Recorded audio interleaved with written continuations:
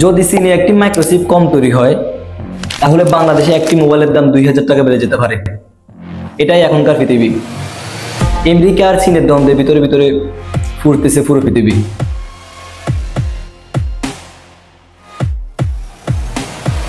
আসসালামু আলাইকুম, আমি সৈকত। আজ আমরা জানবো কিভাবে যুক্তরাষ্ট্র আর চীনের দীর্ঘমেয়াদী বাণিজ্য সংঘাত ধীরে ধীরে শুধু দুই দেশের মধ্যে সীমাবদ্ধ নেই, বরং গ্লোবাল ইকোনমি, আমাদের দেশের বাজারে, এমনকি কৃষকের জীবনে প্রভাব ফেলছে। এই দ্বন্দ্ব শুরু হয় 2018 সালে, যখন ট্রাম্প প্রশাসন চীনের অনেক পণ্যের উপরে ট্যারিফ বা শুল্ক আরোপ করে। যুক্তরাষ্ট্র বলছিল চীন নাকি মার্কিন প্রযুক্তি চুরি করছে, মার্কিন কোম্পানিগুলোর প্রতি বৈষম্য করছে। চীনে পাল্টা শুল্ক দেয়, শুরু হয়ে এক নতুন যুদ্ধ, যেটাকে বলা হয় ট্রেড ওয়ার। এখানে যুক্তরাষ্ট্রের লাভ বলতে কিছু স্থানীয় কোম্পানি যেমন মাইক্রন বা অ্যাপেল নিজেদের বাজারে প্রাধান্য পেল। যুক্তরাষ্ট্রের ক্ষতি হয়, চীনের সস্তা যন্ত্রাংশ না আসায় উৎপাদন ব্যয় বেড়ে যায়। কিছু ক্ষেত্রে ভোক্তাদের জন্য পণ্যের দাম বেড়ে যায়। চীনের লাভ বা ক্ষতি, চীনের ক্ষতি হয় এটাই, যুক্তরাষ্ট্রে তাদের প্রধান রপ্তানি বাজার ক্ষতিগ্রস্ত হয়, বিশেষ করে ইলেকট্রনিক্স, টেক্সটাইল, রোবোটিক্স খাতে। চীনের লাভ হয় তাদের জন্য নতুন নতুন বাজার খুঁজতে। তারা মধ্যপ্রাচ্য, ভারত, এশিয়ার অন্যান্য দেশ, রাশিয়া, বাংলাদেশ সহ অনেক দেশে তারা বিস্তার লাভ করে। আবার 2023-24 সালে ট্যারিফ যুদ্ধ আরো ভয়াবহ আকার ধারণ করে।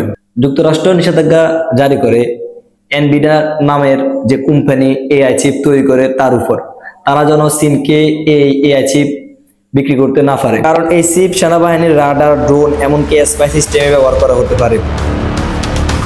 চীন জবাবে গ্যালিয়াম ও জার্মেনিয়ামের মতো গুরুত্বপূর্ণ কাঁচামাল রপ্তানিতে নিষেধাজ্ঞা দেয়। এই দুইটি পদার্থ ছাড়া মোবাইল, সোলার প্যানেল বা এলইডি বানানো সম্ভব না। উদাহরণস্বরূপ, যুক্তরাষ্ট্রের একাধিক প্রতিষ্ঠান যেমন অ্যাপেল, টেসলা এখন বিকল্প উৎস খুঁজছে। চীনের কোম্পানিগুলো হুয়ের মতো নিজের চিপ তৈরি করা শুরু করেছে।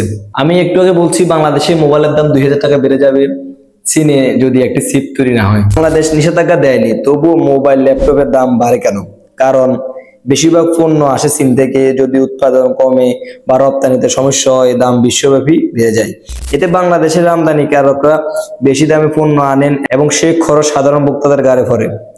চীন নিজস্ব software, search engine, hardware, AI chip বানাচ্ছে যেন বাইরের কারো মুখোমুখি হতে না হয়। যুক্তরাষ্ট্র নিজের সাপ্লাই চেইন চীনের বাইরে আনছে, মেক্সিকো, ভারত, ভিয়েতনাম, এমনকি বাংলাদেশ।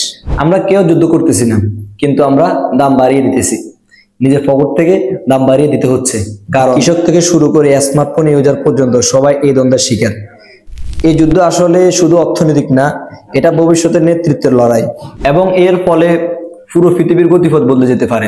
আপনি হয়তো ভাবতেছেন এই চিপ, কাঁচামাল, এসবের সাথে আপনার সম্পর্ক কি? একটা উদাহরণ দিই, এনভিডিয়া এর A100 চিপ যেটা চীন পায় না, সেটা দিয়ে জিপিটি, মিড জার্নি বা অন্যান্য এআই তৈরি হয়। এখানে চীন থেমে যেতে বাধ্য হচ্ছে।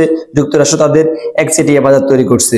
এখন চীন তাই অ্যাসমিকের মতো কোম্পানি দিয়ে নিজস্ব চিপ বানাচ্ছে, কিন্তু এরপরও তারা 5nm এর গড়ে, যেখানে এখন যুক্তরাষ্ট্র 3nm বা 2nm টেকনোলজিতে। চীনের এআই ল্যাব গুলো হঠাৎ করে সুপার কম্পিউটার বা এআই ট্রেনিং থামিয়ে দিচ্ছে, কারণ তাদের কাছে পর্যাপ্ত জিপিইউ নেই। অর্থাৎ চীন শুধু পণ্য নয়, ভবিষ্যতের নেতৃত্ব যুদ্ধ পিছিয়ে যাচ্ছে। বিশ্বের দেশগুলো এখন দুই ভাগ হয়ে গেছে, কে চীনের দিকে দাঁড়াবে আর কে যুক্তরাষ্ট্রের দিকে দাঁড়াবে। এই ট্রেডের যুদ্ধে কেউ ঠিক চিন্তা করতে পারতেছে না, কারণ ইউরোপের দেশগুলো এখন দুই ভাগে বিভক্ত। যুক্তরাষ্ট্রের পাশে না, চীনের পাশে দাঁড়াবে। আফ্রিকা, ল্যাটিন আমেরিকাতে চীন প্রচুর বিনিয়োগ করছিল, এখন যুক্তরাষ্ট্র সেখানে ঢুকতে চাইতেছে। উদাহরণস্বরূপ, কঙ্গোতে চীনা কোম্পানি রিয়াল আর্থ মিনারেল নিচ্ছিল, এখন যুক্তরাষ্ট্র সেখানে বিনিয়োগ করছে। এই যুদ্ধ থামবে না, বরং টেকনোলজিক্যাল কোড ওয়ার আরো বাড়বে। আসসালামু আলাইকুম। এত গামাই গেছে রে।